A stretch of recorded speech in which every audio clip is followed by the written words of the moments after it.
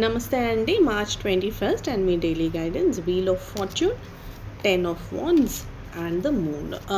మనం మీ చేతిలో ఉన్న పని కానీ ఒక ప్రాజెక్ట్ కానీ ఎలా అవుతుంది, ఏంటి, ఏమవుతుంది అని మీకు కొంచెం టెన్షన్ ఉండొచ్చు.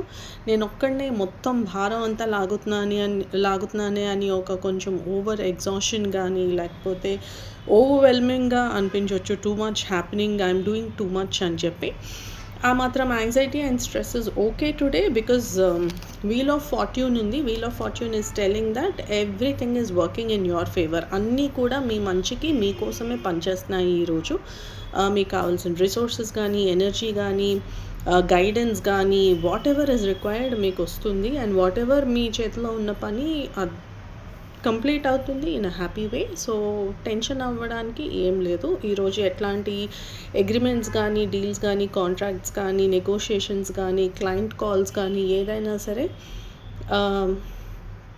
బాగా థరోగా చదివి అన్ని పేజెస్, అన్ని టర్మ్స్ అండ్ కండిషన్స్ చదివి సైన్ చేయండి. లేదంటే రేపటికి పోస్ట్పోన్ చేసుకోండి. It is okay. 1 day delay చేసిన ఓకే అనుకుంటే కనుక రేపటికి పోస్ట్పోన్ చేసుకోండి. మీరు ఏదైనా పని వేరే వాళ్ళకి అప్పచెప్పి చేయగలరేమో చూసుకోండి. Because you must be feeling over అంటే చాలా టయర్డ్గా, చాలా ఎగ్జాస్టెడ్గా ఫీల్ అయ్యే ఛాన్సెస్ ఉన్నాయి కాబట్టి వర్క్ డిస్ట్రిబ్యూట్ చేసుకోండి, డెలిగేట్ చేసుకోండి. బట్ ఇన్ ది ఎండ్ ఈరోజు is very good for you.